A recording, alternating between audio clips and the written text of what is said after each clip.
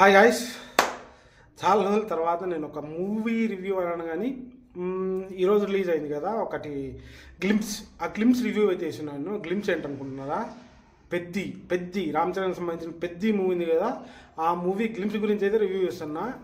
నేను నిన్న ఈరోజు వేరే పనులలో ఉండి అసలు నాకు టైం కుదరలేదు మొబైల్ చూడడానికే. ఈరోజు పెద్ది గ్లిమ్స్ అయితే రిలీజ్ అయింది. నాకు వేరే వాళ్ళు పింగ్ చేసి చెప్తే నేను ఇప్పుడు జస్ట్ ఇప్పుడే చెక్ చేశాను. నేను భయ్యా గ్లిమ్స్ అయితే ఉంది, అసలు అరాజకం, అంతే అరాజకమే. బాక్స్ ఆఫీస్ రికార్డులన్నీ బద్దలు కోత ఆ రేంజ్లో ఉంది పెద్ద గ్లిమ్స్ అయితే.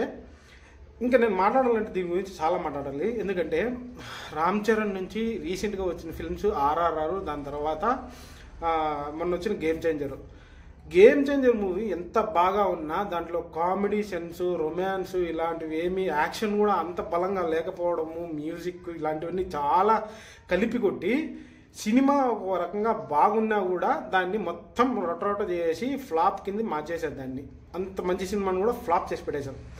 ఈ పెద్ద గ్లిమ్స్ చూసిన తర్వాత నాకు అనిపించింది ఏంటంటే, రంగస్థలం ఉంది కదా భయ్య, రంగస్థలం అమ్మ మొగుడు మాట్లాడచ్చో మాట్లాడకూడదు, సో ఆ మాటను పక్క తీసుకొని రంగస్థలంలో రామ్ చరణ్ ఎలాంటి యాక్టింగ్ చేశాడు, దానికి డబుల్ ది యాక్షన్ ఈ పెద్ద మూవీలో చేసేట్టుగా నాకైతే అనిపించింది ఆ గ్లిమ్స్ చూసిన తర్వాత. నేను ఈ మధ్య కొన్ని ఇంటర్వ్యూస్ చూశాను అనమాట. ఆ ఇంటర్వ్యూస్లో కొంతమంది ఏం చెప్తున్నా అంటే, పెద్ద మూవీ స్టోరీ వాళ్ళకి ఏదో తెలిసేసిపోయేట్టు, దాంట్లో ఏ విధంగా ఉంటాడు ఏంటి ఏమి అని చెప్పేసి చాలామంది అయితే నేను చూశాను అనమాట. ఇంటర్వ్యూస్ యూట్యూబ్లో తమ్నైల్స్ చూశాను. ఆ తమ్నైల్స్ చూసిన తర్వాత ఇప్పుడు వాళ్ళ మొఖాలు ఆడబెట్టుకుంటారు నాకు అర్థం కాలేదు గ్లిమ్స్ చూసిన తర్వాత. ఎందుకంటే వాళ్ళ దాంట్లో మాట్లాడింది ఏంటంటే ఫుట్బాల్ అని, క్రికెట్ అని, ఏంటంటే అయిన తర్వాత అవన్నీ కాకుండా మన రామ్ చరణ్ వచ్చేసి మరుగుజ్జు వేషంలో ఉన్నాడు, ఆ క్యారెక్టర్ చేస్తున్నాడు అని చెప్పి అయితే చెప్పారనమాట. అది ఎంత మాత్రం కరెక్ట్ కాదు. గ్లిమ్స్ చూసిన తర్వాత నాకు అర్థమైంది అది చాలా అద్భుతమైన ఒక పవర్ఫుల్ అయితే క్రికెటర్గా అయితే చేశాడనమాట. అది ఎట్లాంటి క్రికెటర్ అంటే, మనకు దంగల్లా లగాన్నా ఏదో మొత్తానికి అమీర్ ఖాన్ మూవీ అయితే ఉంటుంది. ఆ మూవీలో ఒక విలేజ్ క్రికెట్ అయితే చూశారు కదా, ఆ టైప్ ఆఫ్ క్రికెట్ని అసలు దీంట్లో తీసిట్టున్నారు. బీభత్సమయ్యా కేక. అసలు ఆ గ్లిమ్స్ చూసేనే నాకు మైండ్ ఫీజులు ఎగిరిపోయి అంత అద్భుతమైన గ్లిమ్స్ అనమాట. ఈ సినిమాని మార్చ్ 2026లో రిలీజ్ చేస్తామని చెప్పిన్నారు. అంతవరకు టైం ఎందుకు భయ్యా?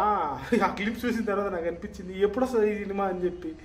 అంత టైం ఎందుకు? కొద్దిగా ఫాస్ట్గా కంప్లీట్ చేసి కొద్దిగా ముందుగా కూడా రిలీజ్ చేయొచ్చు కదా భయ్యా. బుచ్చిబాబు సనా కొంచెం చూడవయ్యా, ఫాస్ట్గా రిలీజ్ చేసేదానికి. మార్చి వరకు ఆగాలంటే ఇంకా 1 year ఉంది. ఎవడయ్యా ఆగుతాడు అంత మంచి గ్లిమ్స్ ఇచ్చిన తర్వాత? సో నాకు అనిపించింది ఇది మొత్తానికి. ఆ గ్లిమ్స్ అంత అద్భుతంగా ఉంది. రామ్ చరణ్ యాక్టింగ్ మళ్ళీ ఒక్కొక్కసారి ఆస్కార్కి అయితే వెళ్తుంది. వెళ్ళిన తర్వాత మనోడి పర్ఫార్మెన్స్కి ఖచ్చితంగా ఆస్కార్ కూడా వస్తుందని నేను అనుకుంటున్నాను. అంత అద్భుతమైనటువంటి నటన అయితే చేసినట్టుగా నాకైతే అనిపించింది ఆ గ్లిమ్స్ చూసిన తర్వాత.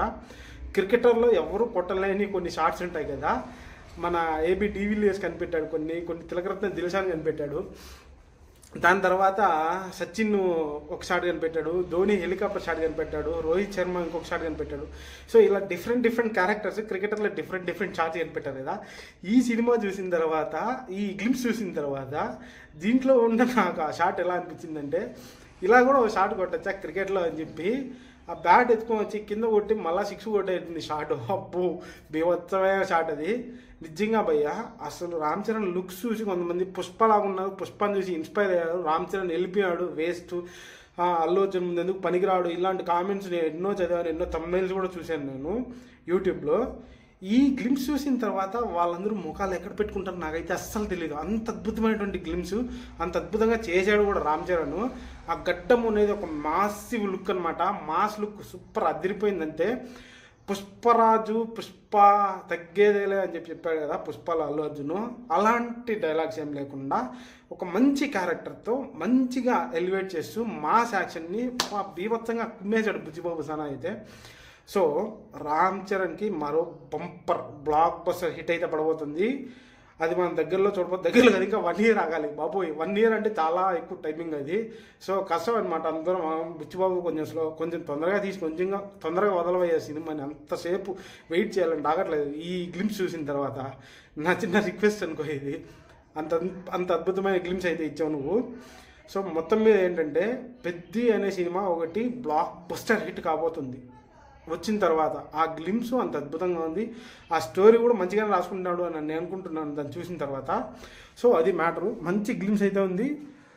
సో మనమైతే ఒక మంచి మూవీని విట్నెస్ చేయబోతున్నాం. ఇప్పుడు మార్చ్ 2026లో అంట. అంతవరకు నేను ఆగలేను, నాకు అంత ఓపిక లేదు ఆ గ్లిమ్స్ చూసిన తర్వాత. కొంచెం తొందరగా రిలీజ్ అయిపోయా స్వామి. అది మొత్తానికి మ్యాటరు. పెద్ద గ్లిమ్స్ అయితే అద్భుతంగా ఉండి అరాచకం మదిరిపోయింది అంతే.